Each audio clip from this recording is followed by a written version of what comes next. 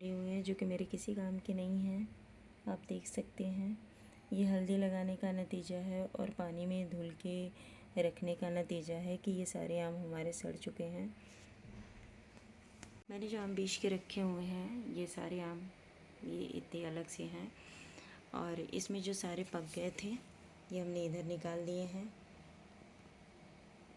इसमें कोई भी खराबी नहीं है।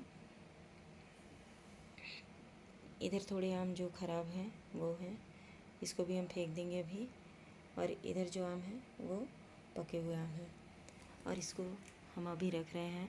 मेरे आम को लिए हुए 8-10 दिन हो गया था और ये अभी पके नहीं क्योंकि पानी में डालने की वजह से आम जो हैं थोड़े कठोर हो गए थे और उस पर भी हल्दी लग गया तो वो गलने लगे।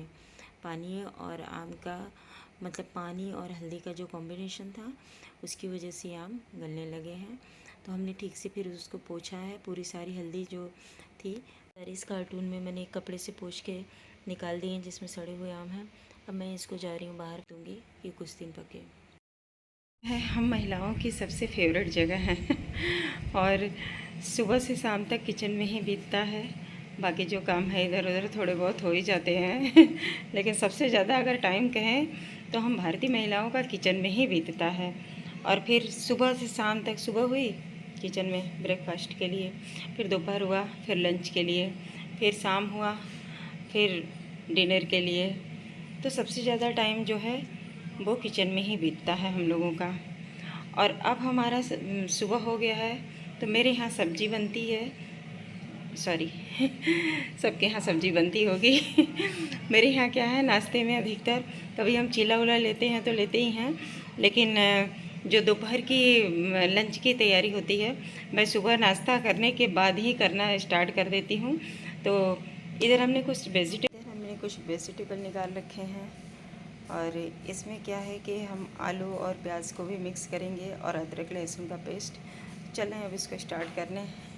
पहले इसको अच्छे से धुल के चॉप करेंगे फिर इसके बाद बनाएंगे।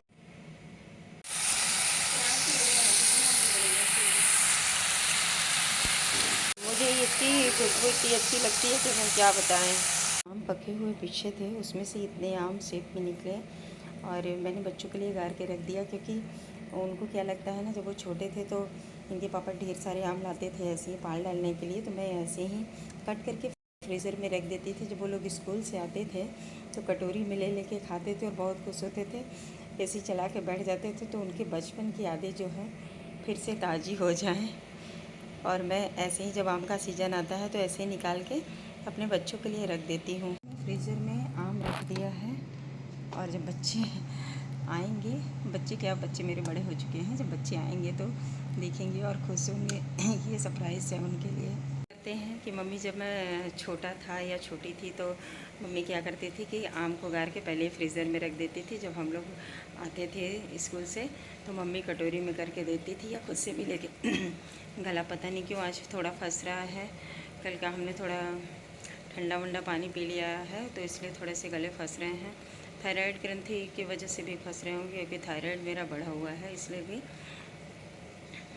तो रख दिया है मैंने, अब ठंडे हो जाएंगे तो वो लोग खाएंगे। इधर हमारी आम काटते काटते इधर मेरी सब्ज़ी भी तब तक तैयार हो गई है। इसको भी मैं अच्छे से मिक्स कर लेती हूँ। मुझे ये जो लोबिया है, बोड़ा है, इसकी सब्ज़ी जो है ना ऐसे थोड़ी सी गीली अच्छी लगती है, रसी वाली थोड़ी। इसका टेस्ट जो स्मेल है ना, मैंने पहले भी बोला है, इसका स्मेल मुझे बहुत पसंद है इसलिए मैं ऐसे ही बनाती हूँ रसा।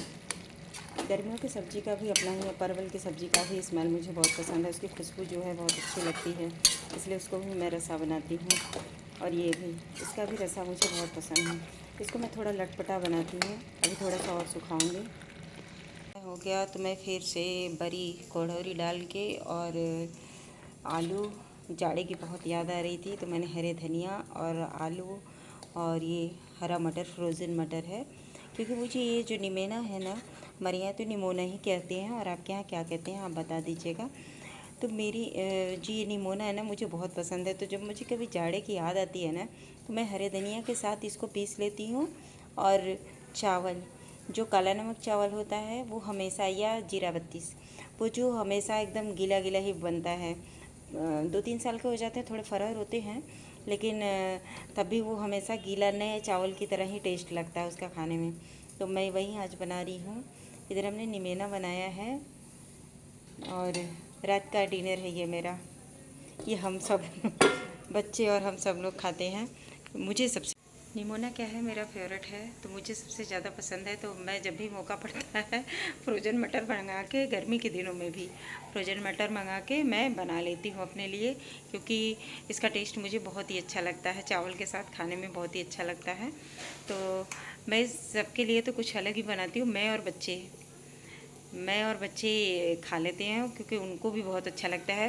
और गर्मी के दिन में कुछ हरी चीज़ें अगर थाली में देखने को मिले तो दिमाग में हरियाली छाई रहती है, और भी हरा हरा अच्छा लगता है सोच सोच के कि कुछ हरा खाने को मिल रहा है।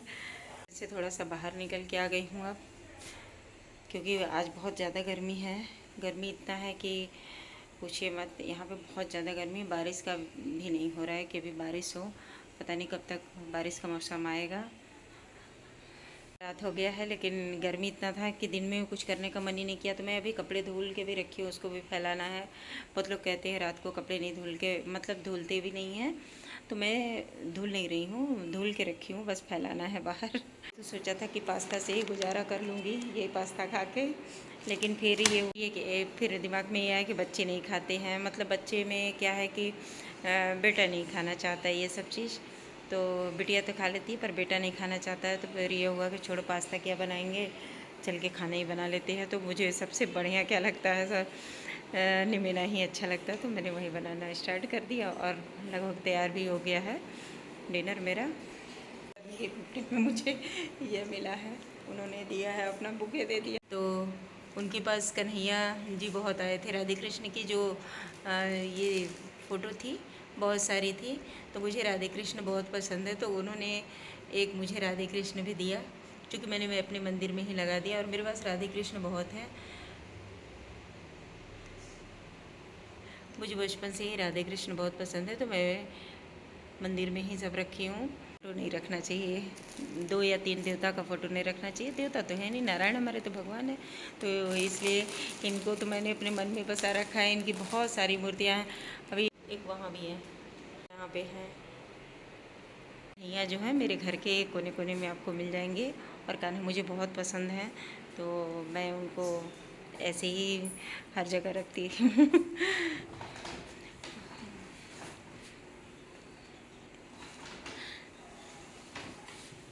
कान्हा का पूजा मुझे करना बचपन से ही बहुत पसंद है, क्योंकि कार्तिक महीना जो होता है ना, कार्तिक तो भगवान विष्णु को ही समर्पित है कार्तिक महीना।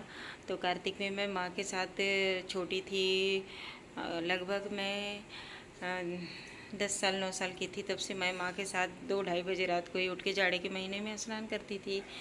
तो कृष्ण भगवान का पूजा करती थी और तुलसी जी में जल देती थी। तो ये सब आदत मुझे बचपन से ही थी, तो मुझे कन्हैया पता नहीं क्यों बहुत ज़्यादा पसंद है बचपन से। आज तो एक ट्रेंड भी हो गया है, जैसे लगता है कि लोग पसंद नहीं करते हैं तो भी एक ट्रेंड चल गया है। ये जो कथाएं सुन के लोगों को बहुत ट्रेंड हो गया है कि राधे कृष्ण बहुत पसंद है, बहुत पसंद है, बहुत पसंद है। जो नहीं भी करता था, ठीक है, भक्ति करनी अच्छी बात है, अपने सनातन धर्म से भक्ति करना या फिर कान्हा जी को मानना बहुत अच्छी बात है, हम ये नहीं कहते बुरी बात है। लेकिन आप मानते हैं तो उन्हें दिल से मानिए, उनका स्थान न छुड़ाइए जिस स्थान पे हैं, क्योंकि वो भगवान हैं। भगवान को भगवान की तरह ही रखिए। देखते हैं कहीं भी लोग लेके चले जाते हैं कि उनको लेके लोग, भगवान जी को लेके सर पे बिठा के लोग घुमाते रहते हैं यहाँ वहाँ, चाहे शुद्धि हो, चाहे जैसे भी लोग हों, चाहे कैसे भी लोग हों, सबसे भगवान को टच कराना। जब भी हम भगवान की पूजा करते हैं तो हमको तो यही बताया गया है कि बिना नहाए भगवान को नहीं छूना है, और कभी भी गंदे कपड़े गंदे हाथों से भगवान को नहीं छूना है। जब आप बाहर जाते हैं तो कुछ खाते भी हैं तो भी भगवान को उसी हाथ से छू लेंगे, और बाथरूम भी जाएंगे तो भी, ट्रेन व्रेन में सफ़र कर रहे हैं तो भी आपको मिलेगा ही नहीं कि आप पानी वानी धो ले, क्योंकि वस्त्र तो वहीं रहेंगे, कपड़े वही रहेंगे, चप्पल से भी छुआएंगे। और हमें मंदिर में चप्पल उतार के जाना होता है, ये शुरू से सिखाया जाता है कि चप्पल उतार के ही मंदिर को टच करना है।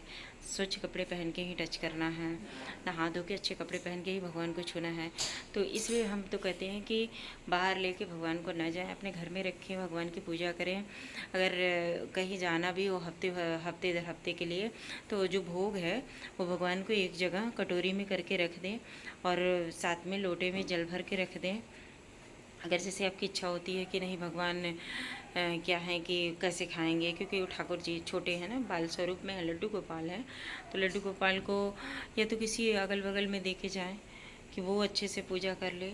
अगर नहीं तो फिर अपने घर में रखिए और लोटे में जल भरिए और एक कटोरी में ढेर सारा प्रसाद, जैसे ड्राई फ्रूट्स होता है, काजू रख दीजिए, किशमिश, बादाम, छुहाड़े, जो भी है ड्राई फ्रूट्स आप सब सूखे एक जगह इकट्ठा करके रख दीजिए। और अगर आपकी इच्छा हो तो कुछ सूखे ड्राई मिठाई भी रख सकते हैं, ड्राई मिठाई जो होती है वो भी रख दीजिए कटोरी में करके, जो सड़े ना। गर्मी का दिन बहुत है तो ड्राई फ्रूट से ही बेहतर है। किशमिश रख दीजिए कटोरी में करके। तो ये सब चीज़ें रख के हफ्ते दर हफ्ते के लिए आप जा सकते हैं। लेकिन हम नहीं कहेंगे कि आप उनको कपार पे बिठा के भगवान जी को ले जाएं, गंदे हाथों से छुएं, जैसे भी लोग हैं वैसे टच करें, छुएं, कपड़े गंदे हैं, जूठे खा रहा है आदमी, उसे भी भगवान को मैं बहुत प्यार करती हूँ या करता हूँ, लो भगवान भोग लगा लो। तो ये सब अच्छी बात नहीं है, ये सब गलत है। भगवान है तो भगवान ही है, उनको इंसान समझने की ज़रूरत नहीं है। आप कभी अपनी बराबरी में भगवान को नहीं कर सकते हैं, भगवान अलग है, इंसान नहीं बन सकते हैं वो। तो इस बात को आप समझिए, क्योंकि अधिकतर लोग जानते हैं कि भगवान के यहाँ सबकी आत्मा है। खुद भागवत में कृष्ण भगवान ने कहा है कि मैं हर इंसान की आत्मा हूँ, मैं हर इंसान के अंदर हूँ, तो उनको बाहर ढूंढने की ज़रूरत नहीं है। मैंने तो अपने घर में इसलिए रखा है कि मैं सुबह शाम कैसे भी उठूँ तो भगवान को देखूँ, दर्शन करूँ, जिधर से भी गुजरूँ सब भगवान मुझे दिखते रहे। तो ऐसा भी नहीं है कि मैं शुद्धि से उनको छूती हूँ। शाम को जब मैं नहाती हूँ, पूजा करती हूँ, तो ऐसी ऐसी जगह पे रखी हूँ कि कोई भी उनको टच ना कर सके। राधे राधे दोस्तों, सीताराम। ज़्यादा कुछ ना बोलते हुए मैं अपने वीडियो को अभी यहीं करती हूँ एंड, क्योंकि अब हो गया है रात का समय। आज का ब्लॉग मैं यहीं बंद करती हूँ, मिलती हूँ अगले ब्लॉग में। Bye bye.